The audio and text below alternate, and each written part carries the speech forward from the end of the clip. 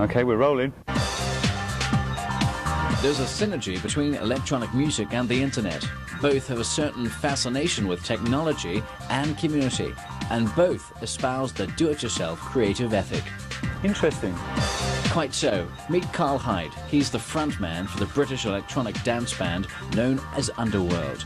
He's also responsible for their famously cryptic and whimsical lyrics. We sat down with Karl to hear his thoughts about the net, fans and MP3. Underworld, of course, have released a single on their website.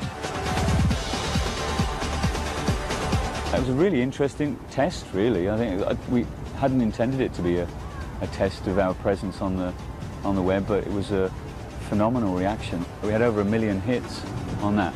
And for a group like ourselves, which, you know, we're not U2, that's something like that is very exciting.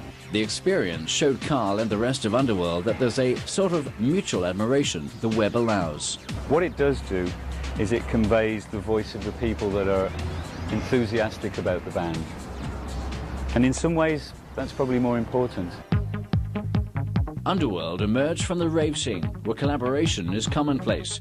They see the web that way as well. The Underworld website was started by a fan, then became their official home online. We've got a guy called Scott Warner who set up, we've got a guy, you know, he's got himself. He was a very enthusiastic, more than fan that set up a website that we were delighted with. And eventually, after several years, we agreed with him that it should become the official site. And like most bands, Underworld are celebrated online through plenty of other fan websites, Dreamagoria, Jet Girls, and this site from Czechoslovakia being just a few. For Karl, it just feeds the enthusiasm. It's an accumulative thing, isn't it? As long as they're linking, that's something I find very exciting. You know, somebody starts to put up a website that is their enthusiastic response to something that they're into. Who knows where they're going to be 5 years up the line, you know? Could start something fantastic. And though many artists are gladly sharing their work with fans over the net, Karl thinks this newly charted territory is not without its battle lines. We've never had a problem with people coming and bootlegging our gigs because of the fact that we improvise. We've never had a problem with people, you know, making a cassette copy for their mates. When you've got people making money off of us, you know, that pisses me off.